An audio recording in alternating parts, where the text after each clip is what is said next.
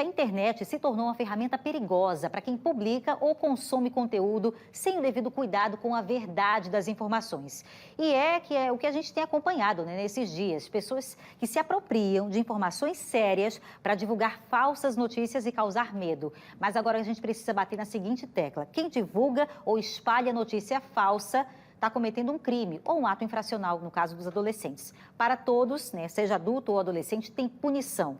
Por isso, agora eu vou chamar o repórter Alan Garcia ao vivo, que vai trazer, então, a explicação para a gente, né, Alan, dessa consequência. Vamos falar da consequência, vamos lembrar para quem compartilha fake news. O que cabe, Alan?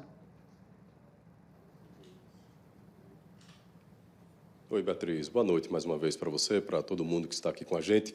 Temos que entender que se trata de um ambiente escolar, portanto, temos crianças e adolescentes.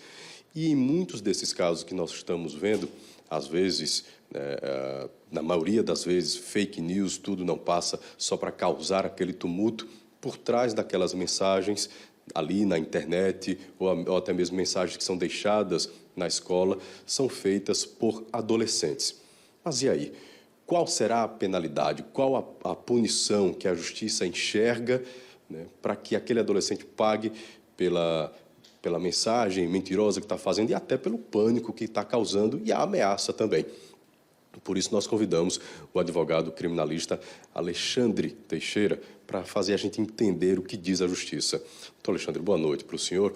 Primeiro, se tratam de adolescentes que passam essas mensagens, seja na internet ou deixam lá grudado no banheiro da escola. Quem vai pagar por isso? Ele ou os pais? Boa noite, Alan. Boa noite a todos que nos assistem. Essa responsabilização vai para o menor infrator. A nossa legislação brasileira, ela traz um tratamento diferenciado para o menor que comete aí essa infração. Tanto que não chamamos de crime, chamamos de ato infracional. Então, nessa situação, a polícia, conseguindo identificar o autor dessa infração, vai aí, após todo o procedimento, o judiciário vai analisar todo o fato, todo o conteúdo probatório para responsabilizar esse menor infrator. Nós temos mensagens que vêm ali pela internet, nas redes sociais, onde adolescentes colocam, né, que vão causar um ato dentro ali da escola. Diante disso, o que cabe, né, o que diz a justiça sobre o que ele está prometendo dentro daquela ameaça? Primeiro, é preciso diferenciar o crime de ameaça, que traz o Código Penal, que no caso do menor é um ato infracional análogo à ameaça, e também existe a contravenção penal em uma situação como essa, onde uma pessoa ela provoca um alarme, um tumulto, que é o que vem acontecendo muito. Então, se um menor ele dirige essa ameaça para alguém especificamente, ele estará cometendo ato infracional análogo à ameaça. Se a intenção dele é criar um tumulto, ele estará aí cometendo um ato infracional, que está previsto também essa conduta na Lei de Contravenção Penal. Então, é preciso analisar a conduta praticada por esse menor infrator para poder adequar ao ato infracional que a legislação ela traz. O Estatuto da Criança e do Adolescente, ele traz diversas, a gente não chama de pena, mas o juiz ele pode aplicar medidas socioeducativas que vai de uma advertência a uma internação, a depender da situação. Então, a depender da conduta que esse menor infrator ele venha cometer, o juiz vai analisar todo o procedimento, o conteúdo probatório, como já falei, para aplicar uma medida socioeducativa mais adequada para esse caso.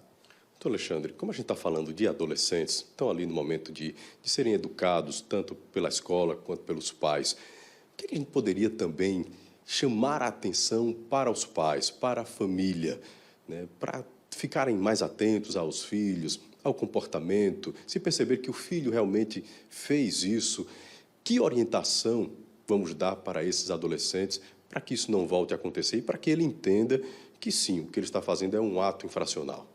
Infelizmente, com toda essa questão que a mídia está trazendo, de um jeito ou de outro termina encorajando alguns adolescentes, algumas crianças que já tinham em mente em praticar ato parecido. Então, é importante que os pais, a família, venha a prestar mais atenção no comportamento desse adolescente ou dessa criança e venha ter um diálogo maior com esse adolescente ou com a criança. Muitas vezes, hoje, com a correria do dia a dia, existe aí um distanciamento entre os pais, a falta de diálogo, e é preciso que a família ela venha a ter essa atenção ainda maior, principalmente nesse contexto que estamos vivendo hoje na sociedade, com tantos casos acontecendo aqui no Brasil, como fora também, principalmente muita atenção na internet, porque uma informação, por exemplo, de outro país, chega muito rapidamente aqui.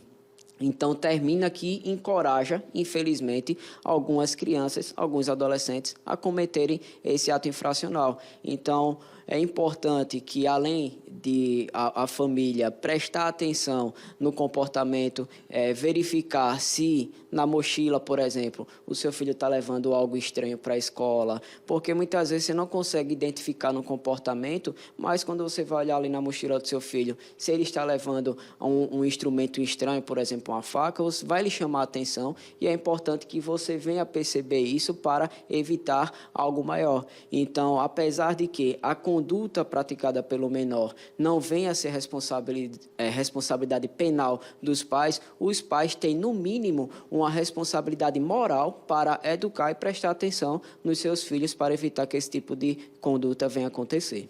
Muitos pais e muitas escolas estão preocupadas, muitas instituições aqui em Maceió, Alagoas também, já começaram a reforçar a segurança, incluindo até seguranças mesmo, né? Homens armados dentro, na porta das escolas.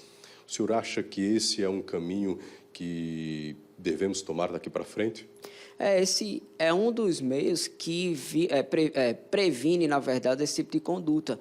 Mas é importante, reforço, que os pais venham a tratar isso desde casa. Porque muitas vezes, quando chega ao ponto de a segurança na escola ter que intervir, é porque a conduta ali já está acontecendo. Então, é importante que, além dessas medidas que o Estado e muitas escolas vêm tomando, que os pais também venham a prevenir isso em suas casas, né? Prestando atenção no comportamento e até fiscalizando os materiais que seus filhos estão levando para as escolas.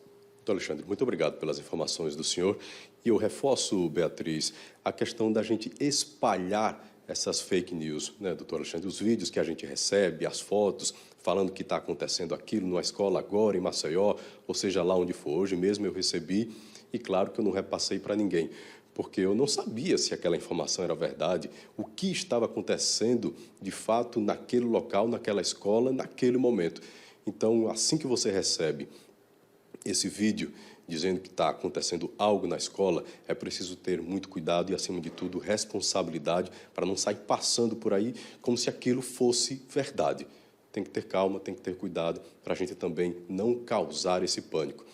E a gente, cada vez mais, tem remodelado, doutor Alexandre, a forma como a gente divulga essas notícias. Como o senhor colocou, a gente acaba, em alguns momentos, incentivando aquele que anda pensando. Então, por isso, a gente começa a repensar a forma de tratar esse assunto, porque a função da gente aqui também é, acima de tudo, cuidar das pessoas com a notícia verdadeira, mas também sem causar tumulto, sem causar aquele pânico.